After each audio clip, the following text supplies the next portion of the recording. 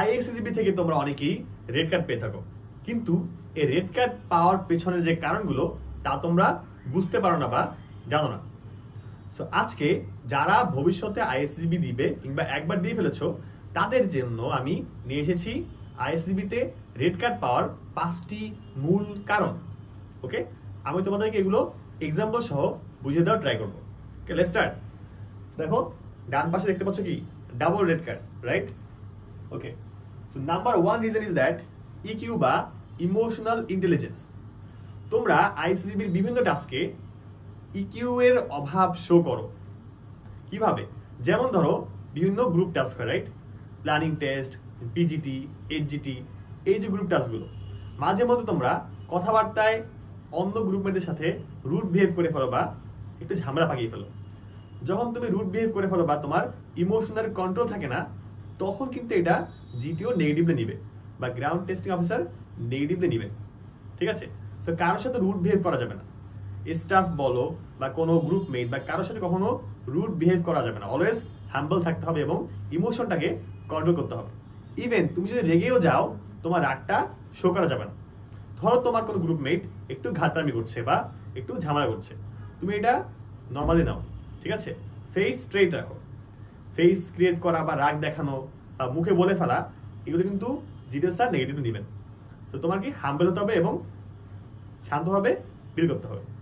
আবার ধরো এমন হয়, ধরো যে ডিপি স্যার তোমাকে বিভিন্ন কোশ্চেন করে একটু চেতিয়ে দিতে পারেন বা হচ্ছে একটু ধরো যে হেজিটেট ফিল করতে পারেন, তুমি চিল থাকবা। ঠিক আছে? হেজিটেট ফিল করা বা অকওয়ার্ড ফিল করবা না, তুমি নর্মালি আনসার করার ট্রাই করবা, ভদ্রভাবে এবং হাম্বল ওয়েতে আনসার করার ট্রাই করবা। ঠিক আছে? সো তোমাদের কি ইমোশনটাকে কন্ট্রোল করতে হবে এবং ভদ্র এবং শান্তভাবে আচরণ করতে হবে। ঠিক আছে? রাগ করা যাবে না বা কোনো উইয়ার্ড বিহেভিয়ার করা যাবে না। ওকে, নাম্বার 2 রিজন দেখো ইনস্ট্রাকশনস। তোমরা অনেকেই ইনস্ট্রাকশনস ঠিকমতো ফলো করতে পারো না বা করো না। যেমন ধরো তোমাদের দেখিয়ে দেওয়া হয়েছে পিএটির আইটেমগুলো কোনটার পর কোনটা করতে হবে, কিন্তু তুমি করার সময় কি ভুলে যাও এবং তুমি সিকোয়েন্সটা মানে ভুলে যাও। হ্যাঁ, এবং ভুলভাবে তুমি কাজটা করো। আর ধরো তোমাকে যেটা বলা হচ্ছে তুমি সেটা ভুলে গেছো। সো তোমার কোচিং থেকে যা শিখে থাকো বা তুমি আগে যাই জেনে থাকো, তোমার ওইখানে গিয়ে নতুন যে ইনস্ট্রাকশনসটা দিবে ওইটা অনেক কেয়ারফুলি শোনা উচিত এবং ফলো করা উচিত। আবার ধরো এমন হয় যে ধরো যে সাইকোলজিক্যাল টেস্টের সময় একটা পার্ট আছে তো টিএটি বা ছবি দেখে গল্প লিখতে হয়। তোমাদেরকে 4টা ছবি দেখানো হবে, 4টার মধ্যে 2টা থাকবে বাংলায়, 2টা ইংলিশে। তোমাদের শুরুতেই তোমাদের একজন অফিসার বলে দেবেন যে প্রথম 2টা বাংলায়, পরের 2টা ইংলিশে, কিংবা প্রথম 2টা ইংলিশে, পরের 2টা বাংলায়। তোমরা কেয়ারফুলি শুনবা। এরপর লেখার সময় 2টা যখন দেখানো হবে ছবি, টাইম দেওয়া হবে, লেখার পরে তুমি পরবর্তীতে লেখার সময় অবশ্যই খেয়াল রাখবা, আচ্ছা এটা কি বাংলায় নাকি ইংলিশে লিখতে হবে। অনেকেই ভুল ল্যাঙ্গুয়েজে লিখে ফেলে, দেন আবার কাটাকাটি করে, তখন কিন্তু তুমি সাইকোলজিস্টের কাছে ধরা খেয়ে যাও। সো এই যে বিভিন্ন বিষয়গুলা, গ্রাউন্ড টাস্ক বলো বা এই টেস্টগুলো, যে কোনো টেস্টে ট্রাই করবা ইনস্ট্রাকশনসটা ভালো করে শুনতে এবং ভালো করে ফলো করতে। ইনস্ট্রাকশনস ভুল হওয়া যাবে না। ঠিক আছে? যত পারো ইনস্ট্রাকশনসটা একদম কেয়ারফুলি ফলো করতে হবে। ঠিক আছে? সো নাম্বার 1 হলো কি ইকিউ, নাম্বার 2 কি ইনস্ট্রাকশনস, নাম্বার 3 টিম প্লেইং। তোমরা অনেকে টিম প্লেইং বুঝো না। টিম প্লেইং মানে কি? টিমের মধ্যে কোঅর্ডিনেশন করা, সবার মধ্যে মিলবন্ধ রাখা। ঠিক আছে? সবার সাথে মানিয়ে চলা, যাতে তোমাকে মানুষজন পছন্দ করে কিংবা তোমাকে মানে আর তোমার অপোনেন্টটাকে একসেপ্ট করে, সেরকম বিহেভিয়ার করা। এখানে অনেক ধরনের ট্রিক্স থাকে, এগুলো বলে শেষ করা যাবে না। যেমন ধরো তোমার কি বলে, রুমে গিয়ে সবার সাথে কীভাবে ভাব জমাইতে হবে, এক একজনের টেকনিক এক এক রকম। তুমি জেনুইনলি ভাব জমানোর ট্রাই করবো। অনেক আছে মিথ্যা বলে, নেভার টেল আ লাই। মানে মিথ্যা বলে কখনো কাউকে অ্যাপ্রিসিয়েট করা বা ভাব জমাবে না। এটা আমার একটা পার্সোনাল সাজেশন। বিকজ যদি সামহাউসে জেনে যায় তুমি হচ্ছে মিথ্যা বলেছো, তখন কিন্তু বিষয়টা আরও নেগেটিভ হবে। তো try to be honest in everywhere. So তুমি যখন ভাব জমাবা, অনেস্ট থাকবা সবার সাথে, এটা খেয়াল রাখবা। ঠিক আছে? সো তোমাকে ফার্স্ট অফ অল সবার সাথে ভাব জমাতে হবে, দেন তারা যাতে তোমাকে মানে, তোমাকে একসেপ্ট করে, সেরকম একটা বিহেভিয়ার তোমার শো করতে হবে বা থাকতে হবে। ঠিক আছে?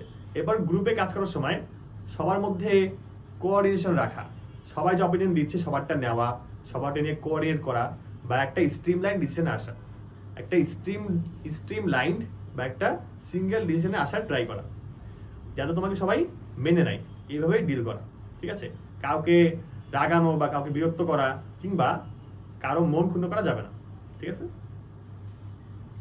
ওভারঅল তোমার ইকিউ, ইনস্ট্রাকশনস, টিম প্লেইং। হ্যাঁ, টিম প্লেইং কিন্তু অনেক বড় একটা বিষয়, স্টিল আমি সংক্ষেপে বললাম। তারপর দেখো ডিসঅনেস্টি, অনেক বেশি ইম্পর্টেন্ট। ডিসঅনেস্টি কিন্তু রেড কার্ড পাওয়ার অনেক বড় একটা কারণ। তোমরা কিন্তু অনেকেই আইএসসিবিতে আসার আগে এমন ভাবে শিখে আসো, যেমন ধরো যে তোমরা সাইকোলজিক্যাল টেস্টে একটা পার্ট থাকে, তোমার লাইফ নিয়ে লিখতে হয়, মাই লাইফ, কিংবা তোমাকে নিয়ে অনেক কোশ্চেন করা হয়, এগুলো লিখতে হয়। তোমরা করো কি, তোমরা নিজে যেমন না তেমন কিছু লিখো, অর্থাৎ তোমরা ধরে নাও যে কি করলে তোমরা গ্রিন কার্ড পেতে পারো সেই সাপেক্ষে লিখো, অথচ তোমার অ্যাকচুয়াল যে তুমি কেমন তার সাথে কিন্তু তেমন মিল থাকে না। সো এই কারণে কিন্তু তুমি রেড কার্ড পেতে পারো। ঠিক আছে, সো ডিসঅনেস্টি শো করা যাবে না, তুমি অলওয়েজ অনেস্ট থাকবা, লেখার সময় অনেস্ট থাকবা, ইভেন ভাইবার সময় অনেস্ট থাকবা। তুমি যদি কিছু আর্টিফিশিয়ালি নিয়ে যাও, তুমি কিন্তু লেখার সময় লিখবে একটা, বলার সময় তোমার হেজিটেট ফিল করবে হবে কিংবা ভুলে যাবে কি বলতে হবে। So if you are honest then it will be very easy for you to communicate, right? লেখার সময় ইজিলি লিখবা, কোনো মাথায় কোনো টেনশন নাই, চাপ নাই, বলার সময় ইজিলি বলতে পারবা। So try to be honest. যদি সামহাও তোমার ডিসঅনেস্টি বোঝা যায় বা বুঝে ফেলে, তাহলে কিন্তু তুমি রেড কার্ড পেয়ে যাবে। তোমার বিষয়গুলো ট্রান্সপারেন্ট থাকতে হবে এবং অনেস্ট থাকতে হবে, অনেস্ট অ্যান্ড ফ্রি থাকবা, কিছু লুকিয়ে রাখার ট্রাই করবো না, ট্রাই টু বি অনেস্ট। ঠিক আছে, অনেকে মনে করে কি যে ভাই আমি তো অনেক স্মার্ট, আমি অনেক চালাক, স্যার আমার ভুলটা ধরতে পারবে না বা আমার ডিসঅনেস্টি ধরতে পারবে না, এটা একটা ভুল ধারণা।